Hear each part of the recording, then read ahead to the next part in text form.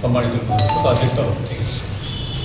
আমরা প্রতি বছর এই পয়লা বৈশাখ বা চৈত্র সংক্রান্তি একটু আগে আপনাদের সঙ্গে মিলিত হই এবং আপনাদের মাধ্যমে আমাদের যে অনুষ্ঠান, যেটার পরিচিতি আপনাদের কাছে অলরেডি আছে এবং ত্রিপুরার বিভিন্ন অনুষ্ঠানের মধ্যে একটা সিগনিফিক্যান্ট রোল এই প্রোগ্রামটা করে থাকে।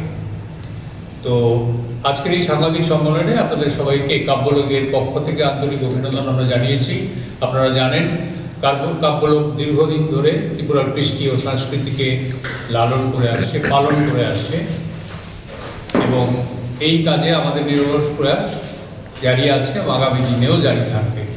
প্রতি বছরের মতো এবারও আমরা বাঙালির প্রাণের উৎসব, শুধু বাঙালির নয়, এই উৎসব আমাদের জনজাতি অন্যান্য যে কমিউনিটি আছে তাদেরও উৎসব। সেই উৎসব আমরা জাঁকজমকভাবে পালন করতে যাচ্ছি মহারানী তুলসীবতীর প্রাঙ্গণে, যেটা অন্যান্য বছরে বেশিরভাগ বছরই এই প্রাঙ্গণেই অনুষ্ঠিত হয়ে আসে এবং শহরের কেন্দ্রস্থলে উপস্থিত থাকাতে স্কুলের অবস্থান আমাদের এই অনুষ্ঠান একটা বিশেষ আকর্ষণ সবার কাছে তুলে ধরে। অনুষ্ঠানের বিস্তারিত তথ্য আমরা আপনাদের একটু জানাচ্ছি।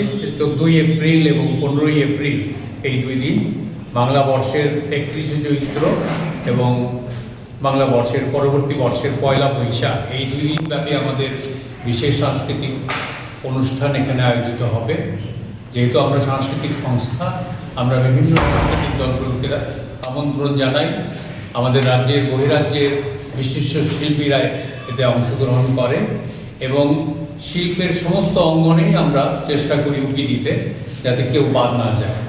অন্যান্য বারের মতো এবারও আমরা তাই করব এবং এই অনুষ্ঠানের সময়সূচি হলো সন্ধ্যে থেকে আরম্ভ হয়, 14 তারিখ 6:30 থেকে আরম্ভ হবে, চলবে মধ্যরাত্রি অবধি এবং 15 তারিখ প্রায় একই সময়ে আরম্ভ হবে।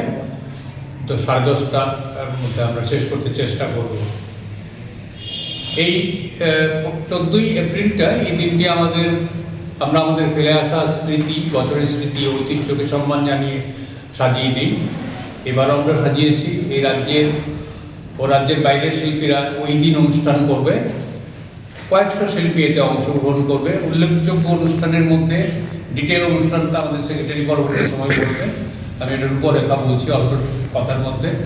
এর মধ্যে আমরা আমাদের কাছে যে চা বাগান, সেই চা বাগানের উৎকৃষ্ট যারা, তাদেরকে আমরা একটা অনুষ্ঠান করতে বলেছি এবং তাদের ঝুমুর নাচ খুবই প্রসিদ্ধ, একটা ঝুমুর নাচ এখানে হবে।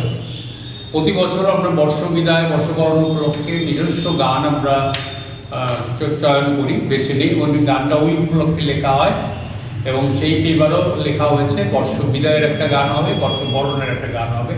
সেই বর্ষবিদায়ের গানকে লিখেছেন, বর্ষবরণের গানকে লিখেছেন সেক্রেটারি, আমাদের ডিটেলস বলবেন।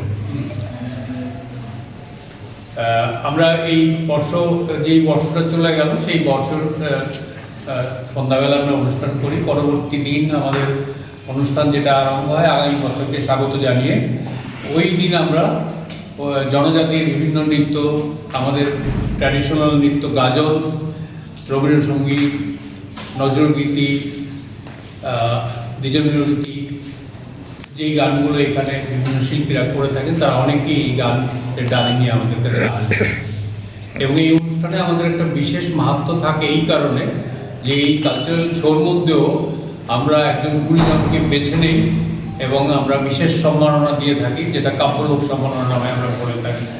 এবং আপনারা জেনে আনন্দ হবেন, এই বছর আমরা বিশিষ্ট ব্যক্তিত্ব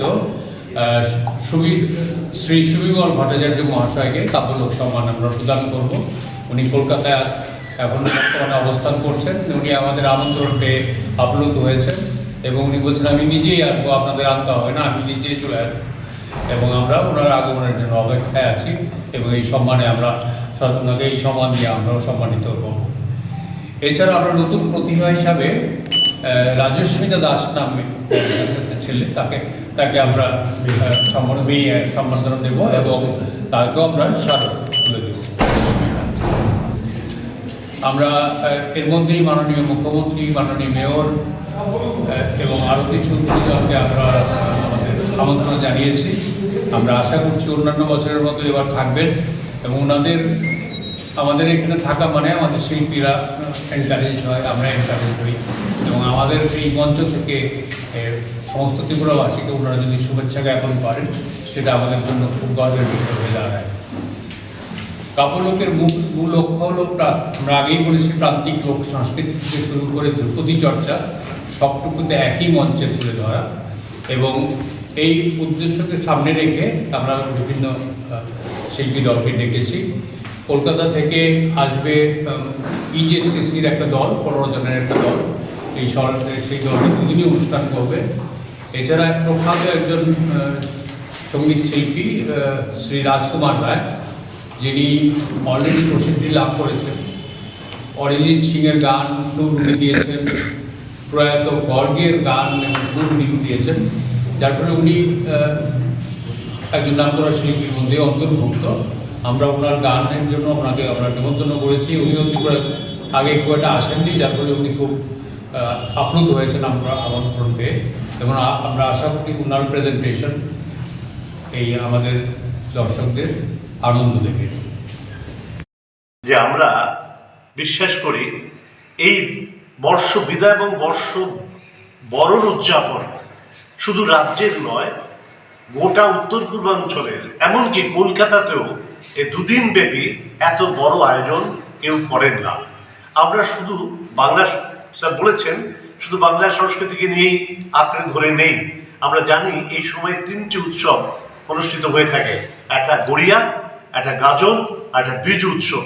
আমাদের এই অনুষ্ঠানে এটাও যেমন থাকে, সেই সঙ্গে আমরা জানি আমাদের রাজ্যের আমাদের গৌরব যে আমাদের মিশ্র সংস্কৃতির রাজ্য।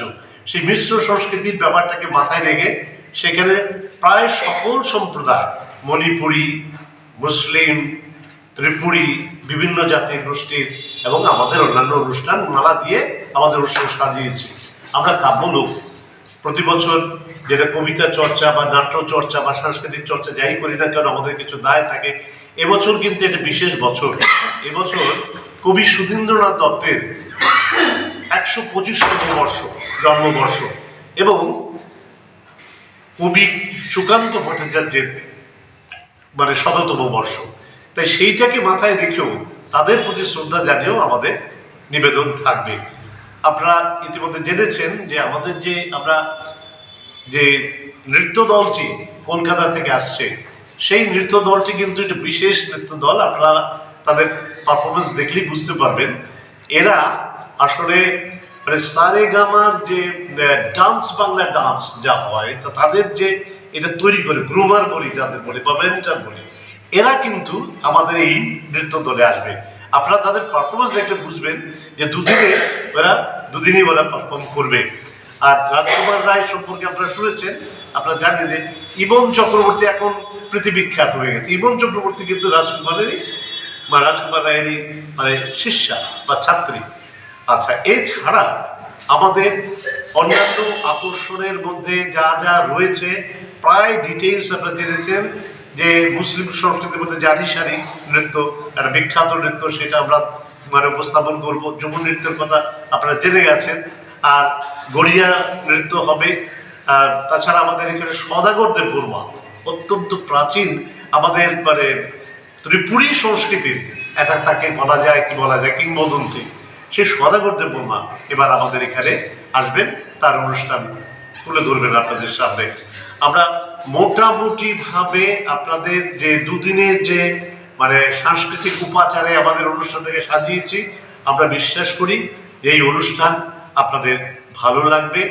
আপনাদের মাধ্যমে রাজ্যের যারাই দেখবেন, যারাই উপভোগ করবেন, উপভোগ করতে পারবেন। আমি আমাদের আহ্বায়ক অনুমোদন হয় যে আমাদের বাচ্চারা, আমাদের যে স্টুডেন্টরা, তারা সমবেত প্রার্থনার মধ্যে দিয়ে একটা কবিতা আবৃত্তি, সমবেত প্রার্থনা, বৈদিক মন্ত্র, এই প্রার্থনার মধ্য দিয়ে কিন্তু আমাদের অনুষ্ঠান শুরু হয় প্রথম দিনে। দ্বিতীয় দিনে আমাদের চিরাচরিত বাংলা সংস্কৃতির যে প্রথা অনুযায়ী আমাদের মায়েরা, বোনেরা, দিদিরা, তারা ওই লাল পেড়ের শাড়ি, শাঁখ, তারপরে কাঁসর, ঘণ্টা, উলুধ্বনি, এই সমস্ত দিয়ে কিন্তু আমাদের অনুষ্ঠানটা শুরু হয়। তা চিরাচরিত প্রথা অনুযায়ী আমাদের অনুষ্ঠান শুরু হয় না, এটা ব্যতিক্রমী। তার মানে এই নয় যে আপনারা জেনেই গেছেন যে ভিআইপিরা আমাদের রাজ্যের, আমাদের আমন্ত্রিত শ্রদ্ধেয় সম্মানিত অতিথিরা তো থাকবেনই। এরা প্রতি বছরই আমাদের কাছে আসেন, প্রতি বছরই আমাদের মঞ্চে আলোকিত করেন। এবারও নিশ্চয়ই তার ব্যতিক্রম হবে না।